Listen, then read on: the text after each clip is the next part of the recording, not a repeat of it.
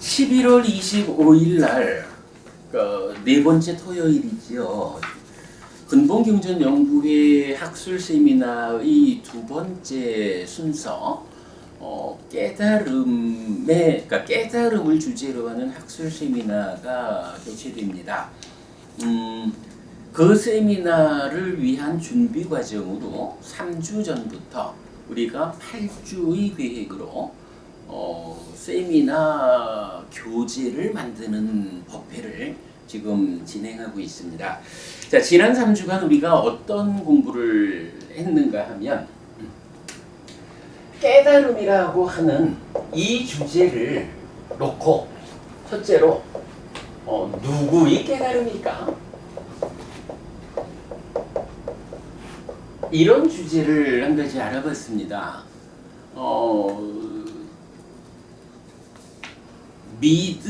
믿음을 정의해주는 분석경에서 이렇게 말을 했던 거죠. 성스러운 지자는 열애의 깨달음을 믿는다 라고 하면서 이 열애가 누구냐라고 하면 아라한이고 정등각이고 명행적이고 내지 불세존이다 이렇게 말하죠. 그래서 불교 신자들이 포괄적 개념으로 말하는 부처님, 그 부처님은 누구냐라고 하면 바로 열애라고 정의가 되는 거죠. 열애라고 하는 이 분이 어떤 분이냐라고 하면 뭐 열애 시포라고도 하고 아니면 뭐 열애 구덕이라고도 말하는 거죠.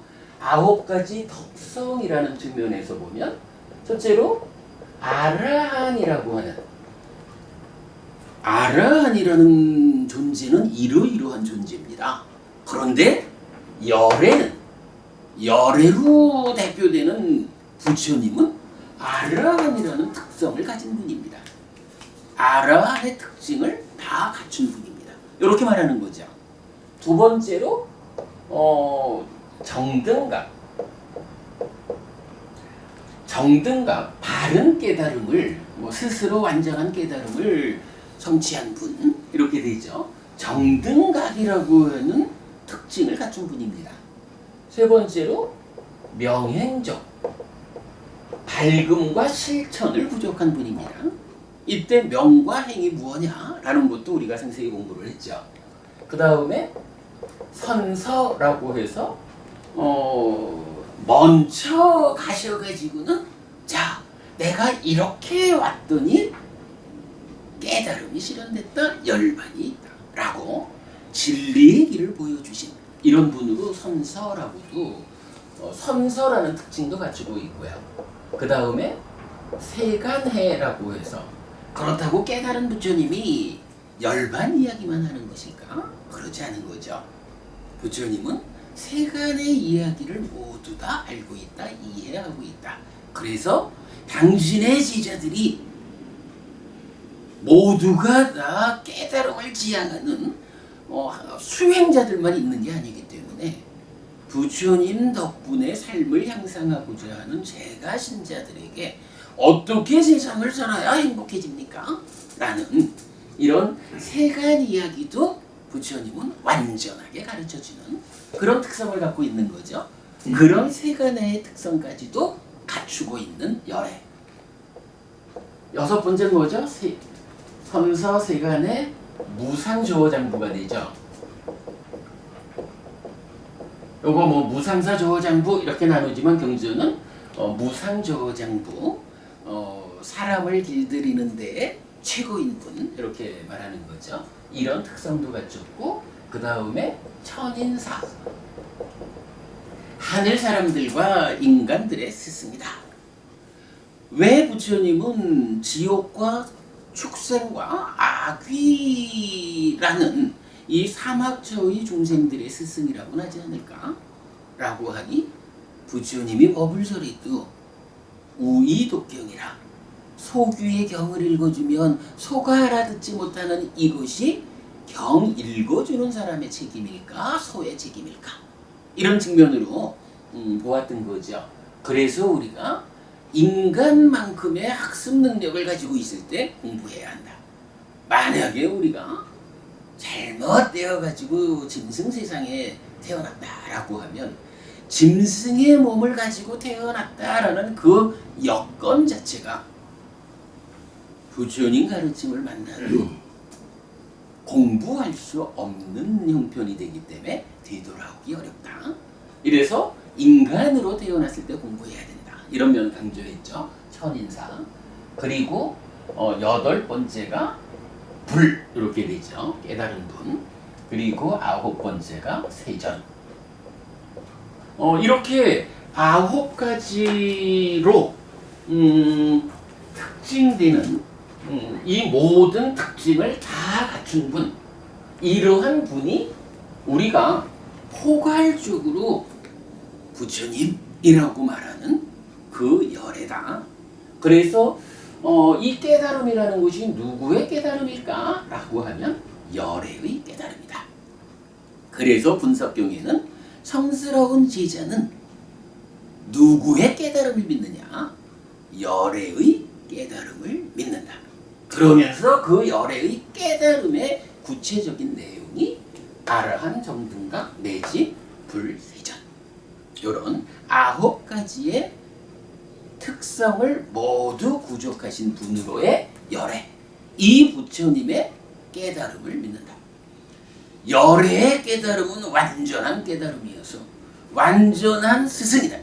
그분에 의해서 설해진 가르침은 완전한 가르침이어서 우리들의 삶을 향상으로 이끈다. 이런 믿음을 갖는 것이 불교 신자다. 이렇게 보았죠. 자, 이런 상태에서 이제 두 번째로, 그렇다면 이러한 깨달음은 구체적으로 무엇을 깨달았다는 것일까?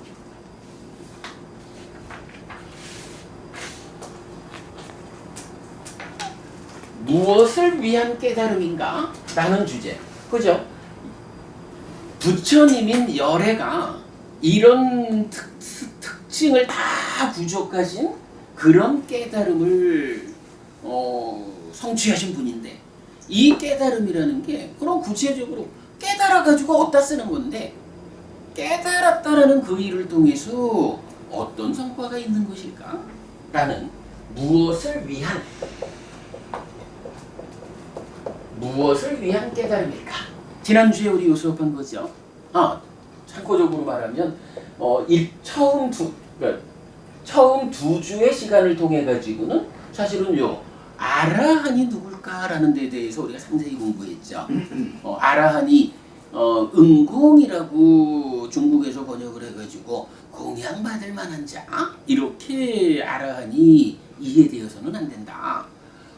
열애의 깨달음을 첫 번째로 특징 지어주는 아라한은 번뇌다한 분이다라는 의미인데, 그 번뇌다했다라고 하는 그것이 깨달음의 본질을 정의해준다. 그래서 아라한에 대한 우리 상세한 공부를 했죠. 사부니까야를 통틀어서 용례를 다 모아가지고 그거 참고하시고요. 자, 어쨌든 이렇게 열애의 깨달음이 있어요. 그런데 이 깨달음은 무엇을 위한 깨달음일까? 라고 할 때 지난주에 우리가 참 재밌게 보았던 거죠. 세 가지 법경이라는 데서 태어남과 늙음과 죽음이라는 요 세 가지 법은 열애가 출현한 이유가 뭘까라고 하니 생로사라는 세 가지 법이, 즉 우리가 살아가면서 우리가 태어나야 하고 늙어야 하고 죽어야 한다라는 이 세 가지의 현실적 문제를 갖고 있기 때문에 부처님이 필요하다. 이런 부분을 보았죠. 그거 무슨 이야기였나요? 사실은 나는 누구냐라는 이 부분에서 출발하는 거죠. 나는 누구냐라는 요 이야기를 놓고 세상에 많은 스승들은 어떻게 하나요? 요 나라고 하는 것을 삿등, 그래서 뭐 우리가 이제 많이 아는 걸로 힌두교에서 말하는 아트만. 그래서 상락아정의 존재. 요렇게 나를 우리가 지난주 요런 표현 썼죠. 나라는 존재를 불변하는 그러니까 불변의 본질적인 존재라고 설정하고 삶의 문제를 보았다. 부처를 제외한 모든 스승들 이렇게 보았는데 이때 이제 부처님은 어떡하나요? 다른 스승들은 다 이래 보았지만 부처님은 이 나라고 하는 나는 누굴까? 라는 요 자리에 바와라는 단어를 쓰셨죠. 요 바와 12연기에서 유라고 번역한 말이죠. 존재 이렇게 말하는 거죠. 나는 누구냐라고 하면 존재라는 것이요. 그리고 이 존재가 구체적으로 무엇입니까? 라고 하면 이제 불교 교리에서 나를 정의하는 특징이 나오죠. 오치온이라는 말이 나오고 그 다음에 유신이라는 말이 나오죠.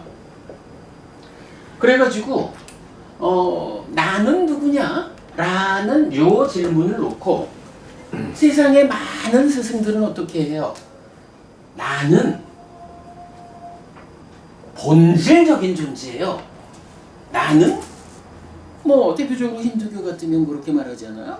창조주 하나님 브라흐마라는 신이 있어요. 이 신이 세상을 창조해 놓고는 내가 만들어진 것들 피조물 안으로 들어가 볼까? 라고 해서 자기 몸을 자기가 창조한 존재들 만큼으로 나눠가지고 들어갔다는 거잖아요. 그래서 모든 존재들 안에는 신의 분신이라고 말하는 아트만이라는 신의 성질, 상락아정이라는 신의 성질을 그대로 가지고 있는 아트만의 상태로 모든 존재 안에 들어있다. 이렇게 말하는 거잖아요. 그래가지고 그러한 본질적인 나가 설정된 가르침들에서는 어때요? 나라고 하는 존재는 완전한 존재예요. 살아가는 가운데 이 완전함을 상실하였다? 뭐 그렇게 말할까요? 그래가지고 삶에 수반되는 문제를 해소합시다. 어떻게 괴롭지 않고 행복할까요? 라는 문제에 대한 답을 찾을 때 나라고 하는 존재는 본질이다라고 설정된 상태에서 이 완전한 존재인 내가 세상을 상대로 살아가는 삶의 과정에서 나 아닌 것들, 남들과 만나는 그러한 삶의 과정에 생겨나는 문제를 해소해가는 과정. 그래가지고 그렇게 설명되는 공부 과정, 가르침을 우리가 어떻게 표현했나요? 아의 산을 오른다. 이렇게 말하고 있는 거죠. 여기에 비해서 부처님은 오직 부처님만이 다른 이야기를 하죠. 야, 내가 아산의 꼭대기까지를 가봤거든. 가봤는데 아니 만약에 내가 정말로 설정된 그대로의 본질이라면 그렇다면 아산 꼭대기에 올라가면 모든 문제가 완전히 해결돼야 되는 거 아니냐. 삶의 일체의 문제가 일체의 괴로움이 다 해소돼야 되지 않느냐. 그런데 사실은 꼭대기까지 가봐도 해결되지 않는 문제들이 있더라. 그 얘기를 하는 거죠. 해결되지 않는 문제가 뭔가요? 바로 삶의 최고 수준까지 가도 그 높은 하늘 행복한 자리에 가도 어때요? 거기서도 결국은 늙고 죽고 죽으면 다시 태어나는 요 생로병사라는 이 일을 반복해야 되잖아요. 하늘 꼭대기까지 가봐도 해결 안 되는 생과 노와 사라고 하는 세 가지 문제가 있더라. 그러면 왜 이런 문제가 있을까? 사실은 요게 요 질문이 포인트죠. 꼭대기까지 가도 이런 문제가 있다라고 하는 것은 무슨 이유 때문일까? 여기에서 이제 부처님은 그런 표현을 하는 거죠. 나라는 이 존재가 본질이라고 설정된 상태로 올라가 봤지만 그 꼭대기에서 해결되지 않는 문제가 있다라는 것은 이런 설정이 잘못된 것이다. 이렇게 말하는 거죠. 제뜨거부님 이 표현이 사실은 참 중요한 표현이죠. 설정이 잘못된 거다. 설정된 상태로 삶을 보지 말고 그냥 아무런 전제사항 없이 설정된 거 없이 삶을 있는 그대로 보아보자. 이런 개념으로 부처님은 접근하는 거죠. 그래가지고 이제 부처님이 설정을 배제한 상태에서 도대체 나는 누구길래, 세상을 지금 살아가고 있는 이 나는 누구길래, 어떤 것이길래 삶의 과정에서 수반되는 모든 문제를 해소했다. 아산의 꼭대기에 갔다라고 하는 그때도 늙어야 하고 죽어야 하고 죽으면 또 태어나서 노사를 반복하는 요런 문제는 남아있는 것일까? 그래서 요렇게 남아있는 요 문제를 우리가 뭐라고 표현한 거예요? 요것이 존재의 내재한 문제다. 이렇게 말한 거죠.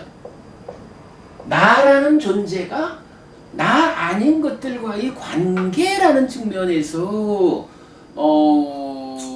수반되는 모든 문제는 해소했다 해도 나라고 하는 존재 자체가 나는 너 때문에는 괴로울 일이 없어. 그런데도 시간이 가다 보면 나도 모르게 나는 늙어가고 있더라고. 내가 아무리 공부를 잘해서 세상 모든 사람들하고의 다툼이 없이 아주 거룩한 삶을 산다라고 해도 그러나 내가 늙어가는 이 부분 조금 더 늙다가면 죽겠지 뭐. 죽고 나면 또 태어나야 되는 거지 뭐. 이러한 나라는 존재에 내재한 이 문제는 해결이 안 되더라고요. 자, 부처님이 알려주는 우리가 깨달음의 주제에서 무엇을 위한 깨달음일까? 라는 요 부분에 대한 답을 찾은 게 바로 요 부분이죠. 나는 누굴까? 이럴 때 부처님은 이 내가 사실은 본질적인 존재가 아니요. 본질이다라고 말하는 것은 설정한 건데 설정이 잘못된 거예요. 나라고 하는 존재 아무런 전제사항 설정된 거 없이 이제 부처님의 깨달음이죠.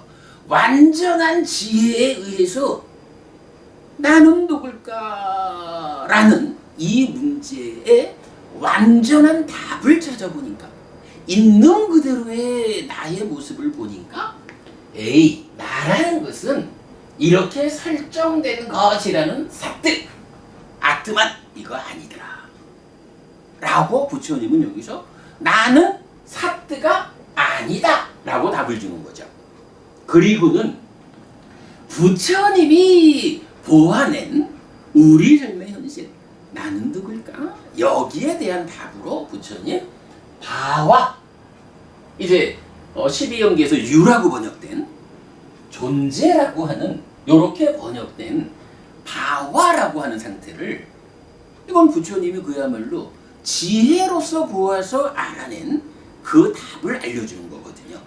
사실은 12연기가 부처님 깨달음에 의해서 삶을 설명한 그 내용이잖아요. 그래서 나는 누구냐의 답으로 바와라는 것을 찾아놓고는 그러면 이 바와라는 거 나라는 존재가 본질 아니요.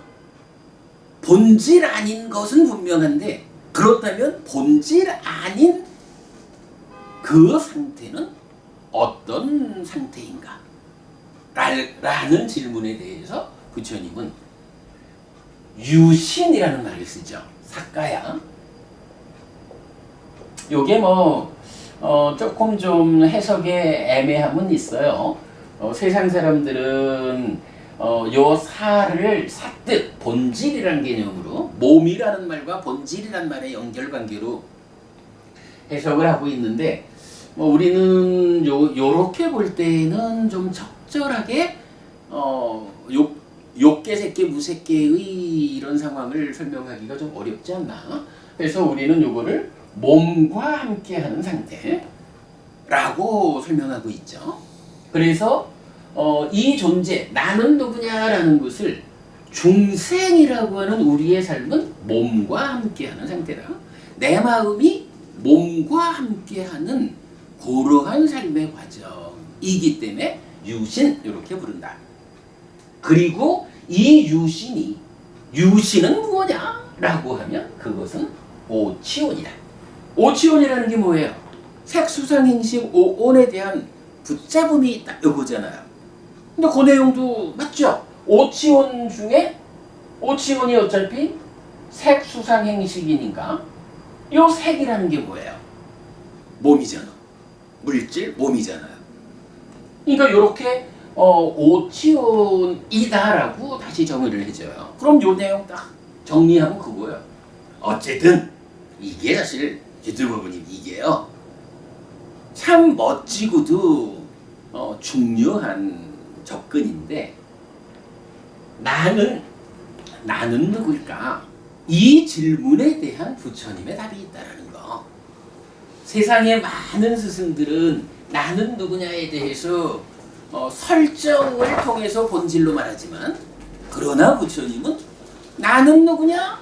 나는 본질은이다. 유신이라고도 오치온이라고도 불리는 그 나의 존재 상태를 바와라고 한다. 이렇게 부처님 답을 준 거예요. 그리고는 자 분위기 보이셔요. 그리고는 이제 무엇을 위한 깨달음이냐? 여기에 대해서 생노사 이 세 가지 법의 문제 때문에 부처님이 출현하는 것이다. 라고 답을 주는 그 부분은 어떻게 돼요? 다른 모든 스승들은 나를 본질이라고 설정했기 때문에 본질이기 때문에 본질 안에는 어떤 문제가 있을 수 없는 거죠. 그러한 설정의 오류 때문에 세상을 살아가는 문제는 해결이 되지만 내 자신에 내재한 문제는 못 푼 거예요. 그런데 부처님은 내가 그렇게 본질로 설정된 건 잘못이다 라고 해서 유신이고 오치온인 바와라는 존재 상태를 나라고 정리해 준다고요. 그리고는 이 바와라는 존재가 몸과 함께하는 상태고 색수상행식에 집착된 상태고 요러기 때문에 이게 본질인 완전한 상태가 아니다. 중요한 표현이죠. 나는 누구냐라고 하니까 바와 존재요. 오치온이고 유신이요. 요 상태를 한마디로 표현하면 어떤 상태일까? 완전하지 않은 상태요. 본질이라고 불리는 그 완전함이 사실이 아니어서 나는 완전한 상태가 아니요. 이렇게 말하는 거죠. 그러다 보니까 완전하지 않은 존재가 세상을 살아간다라고 할 때 그 꼭대기에 가봐도 거기에도 결국 존재 자체가 완전하지 못하다라는 이 문제 때문에 존재에 내재한 문제가 남아있다. 이것까지를 해결해야 비로소 삶의 모든 문제가 해결되는 것이다. 그런데 존재에 내재한 이 문제만큼은 그건 달리 말하면 이거예요. 존재에 내재한 이 문제에 대한 해답을 찾아내면 그 사람을 부처라고 부른다. 이렇게 이해를 하면 되는 거죠. 오직 부처님만이 요 문제에 답을 주었다. 자, 그래가지고 무엇을 위한 깨달음이냐? 세 가지 법경에서 태어남과 늙음과 죽음이라는 요 세 가지 법이 없다면 부처님이 열애가 출현하지 않는다. 요 세 가지 법 때문에 열애가 출현하는 것이다. 달리 말하면 이 세 가지야말로 열애가 출현해야 하는 이유다. 그 얘기는 달리 말하면 생노사라고 하는 요 세 가지 문제를 해결하기 위해서 깨달음이 필요하다. 이렇게 정리가 되는 거죠. 무엇을 위한 깨달음일까? 여기에 대한 답이 그래서 생노사라고 하는 이 세 가지 법의 문제를 해결하기 위해서 깨달음이 필요했다. 요거는 부처님 아니고는 아무도 답을 주지 못하는 거다. 요 이야기죠, 결론. 그런데 요거요. 생노사라고 하는 이 세 가지 세 가지 법에 적용받는 상태를 뭐라고 해요? 요 상태가 결국은 중생이라고 불리는 상태이죠. 그리고 이러한 중생들이 생노사를 반복하는 고로한 삶을 윤회한다라고 말하는 거죠. 요게 부처님이 출현해야 하는 깨달음이 필요한 이유다. 무엇을 위한 깨달음입니까? 생노사라고 하는 이 존재의 내재한 문제를 해결하기 위한 깨달음입니다. 그러한 것을 달리 말하면 윤회에서 벗어나기 위한, 윤회의 문제를 해결하기 위한 깨달음입니다. 중생이라고 하는 오치온의 상태를 모면하기 위한 깨달음입니다. 이렇게 우리가 정리를 했던 거죠. 지난주에는 요 이야기를 했어요. 사실은 이 부분이 너무 중요한 이야기를 해서 오늘 시간을 들여서 다시 한번 말씀을 드리는 거죠. 자, 요 이야기 이제 마무리를 짓자면 어떻게 말할 수 있을까요? 결국은 깨달음이다,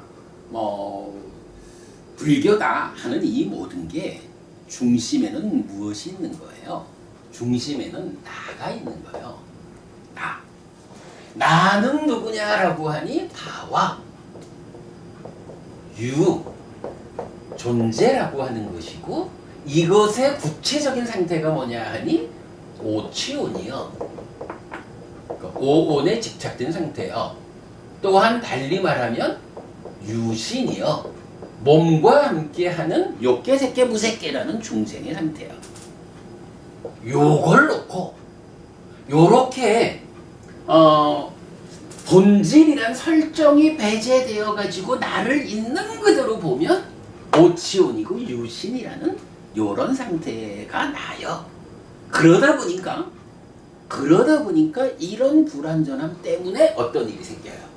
여기에서 오치온이기 때문에, 유신이기 때문에, 몸이라는 것과 함께 하는 것이 나의 삶이기 때문에, 문제는 몸은 100년짜리인데 몸과 함께해서 나의 중심을 차지하는 마음은 깨달음을 통해서 해탈할 때까지는 죽지도 못하는 거잖아. 그 생전 기간의 불균형을 가지고 있는 두 가지가 함께 만나서 나라는 불완전한 상황을 만들어서 사는 거기 때문에 필연적으로 여기에는 어떤 문제가 따르느냐. 짧게 사는 몸이 먼저 죽는 거지 뭐. 그러면 우리가 알지만 이거는 분명히 오치온 유신의 상태로 있는 거기 때문에 몸이 죽었다라고 할 때 단 한순간도 마음이 몸 없이 혼자 있을 수 없잖아요. 서로 조건되는 요거잖아요. 죽는 그 순간 어떤 일이 있어요? 새로운 몸, 새로운 명색을 만나가지고 마음의 입장에서는 파트너가 달라질 뿐이지 삶을 이어가는 거죠. 근데 그러한 상태를 우리가 오치온 유신이라는 나의 입장에서 보면 어때요? 그러니까 몸이 죽고 새로운 몸과 만나는 그 순간 이전 몸으로 살던 일은 기억을 못 하잖아. 그러니까 새로운 몸과 함께 새로운 삶이 시작되는 그거를 태어났다 이렇게 말하잖아. 그 상태에서 몸이 갖는 특성 때문에 늙어가고 그러다가 죽는 거죠. 자, 그러면 결국 이 얘기 딱 요걸로 정의되는 거예요. 부처님이 알려주는 12연기 우리 삶의 이야기는 그 중심에 무엇이 있느냐? 12연기 12지분 가운데 가장 중요한 개념은 이게 여러분 사실은 많이 주목이 안 되는 걸지도 몰라요. 그런데 이렇게 우리가 가르침을 이해해보면 12연기가 알려주는 우리 삶의 이야기, 왜 내가 살아가면서 괴로움을 겪어야 할까? 이 12지분 가운데 가장 중심이 되는 중요한 지분은 존재요. 바와. 왜 이게 중요하냐 하면 사실은 이게 바로 여기 있네. 이게 나거든. 그죠? 내가 살아가면서 괴로움을 겪는데 어떤 과정에 의해서 괴로움을 겪을까? 이 문제에 대한 답을 주는 거기 때문에 뭐니 해도 중심이 되는 거는 나요. 나는 누굴까? 그리고는 우리가 이제 무명부터 쭉 과정을 거쳐가지고 유까지 오잖아요. 그러니까 무명부터 쉬까지의 과정. 요건 뭐요? 이거는 유라고 하는 내가 어떤 조건으로 어떤 내가 생겨나느냐. 요걸 말해주는 거잖아. 그러면 무명부터 취까지의 9단계죠. 9단계의 과정을 거쳐서 바와 유라고 하는 내가 생겨나고요. 그 생겨난 내가 불완전한 존재다 보니까, 왜? 본질이라고 사람들이 말하지만 이건 설정된 거고 틀린 설정이란 말이야. 그러다 보니까 불완전한 상태의 나라고 하는 나에 대한 올바른 시각에 의해서 삶을 보니까 결국은 몸과 마음의 생존기간의 불균형이라는 이 문제 때문에 몸이 죽으면 새로운 몸과 만나서 삶을 이어가는 거, 이런 태어남이라고 하는 현상이, 여기서 현상이라고 제가 말하는 거예요. 나라고 하는, 그러니까 나는 누구냐? 바와요. 오치온이고 유신이요. 이렇게 무명부터 취의 과정을 거쳐서 만들어진 나의 삶의 과정에는 이렇게 태어난다라는 현상이 따라오는 거예요. 태어난다라는 현상 뒤에는 늙는다는 현상이 따라오는 거고, 거기에는 죽는다는 현상이 따라오는 거예요. 요렇게 말하는 거예요. 요게 무명부터 생노사까지 12연기가 이걸 말해주는 거고, 이 12연기를 우리가 어떻게 해석한 거예요? 삶의 메커니즘이라고. 우리 공부의 성과가 사실은 바로 12연기 풀어낸 거잖아요. 사는 이야기.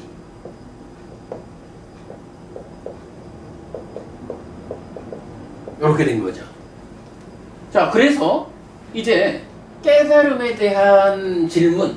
누구의 깨달음? 열의 깨달음. 무엇을 위한 깨달음일까? 생노사라고 하는 이 세 가지 법의 문제. 즉 중생인 오치온으로의 삶을 모면하자. 그래서 윤회에서 벗어나자 라는 요것을 위해서 깨달음이 필요했다. 부처님만의 깨달음이 필요했다. 이렇게 되는 거죠. 그래서 우리가 지난 수업의 마무리를 어떻게 했냐 하면,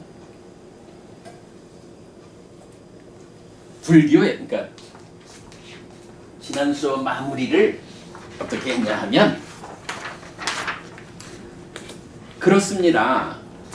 부처님의 가르침에 의한 깨달음은 생노사의 문제, 즉 윤회에서 벗어나기 위한 깨달음입니다. 이것이 삶의 현실에 대한 통찰 위에서 중생으로의 삶에 수반되는 고의 문제를 해소하기 위한 가르침이고, 그 완성으로의 깨달음인 것입니다. 중요한 표현이죠.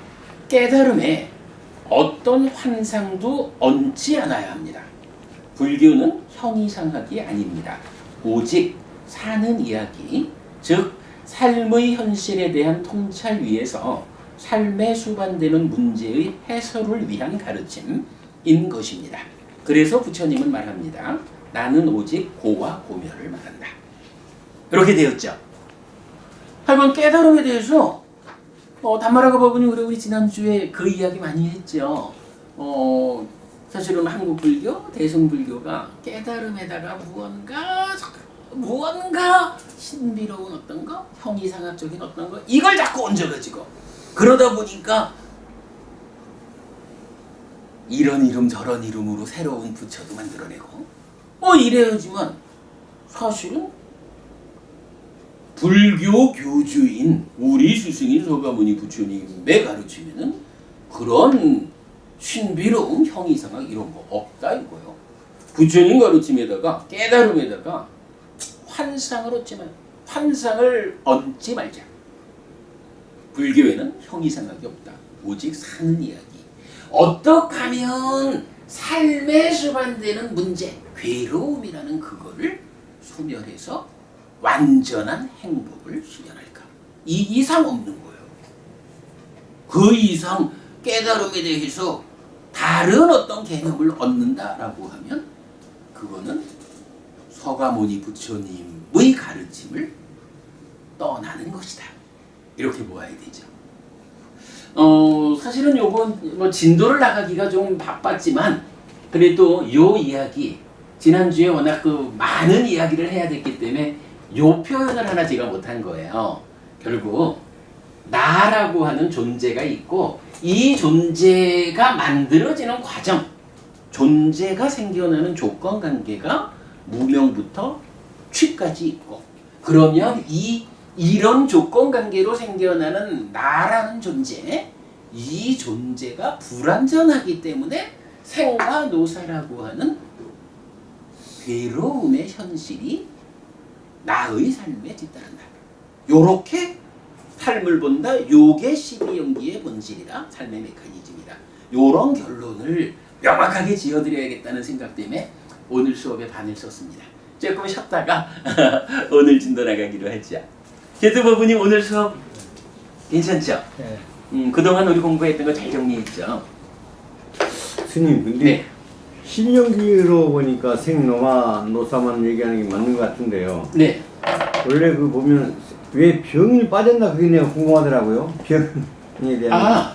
그건 뭐 별 얘기 아닙니다. 이게 12연기를 보면 꼭 마무리가 생, 노사, 수비, 고운해가 생긴다. 그리고 일체의 괴로움 덩어리가 일어난다. 이래가지고 수비, 고운해, 슬픔, 비탄, 고통, 고뇌, 절망 그리고 일체의 괴로움 덩어리 뭐 따지면 이런 것들이 병이죠. 뭐. 근데 그거를 이제 간략히 말할 때는 생, 노사 이렇게만 말을 하지만 경전은 반드시 12연기를 말할 때 노사가 있다라고 끝나진 않잖아요.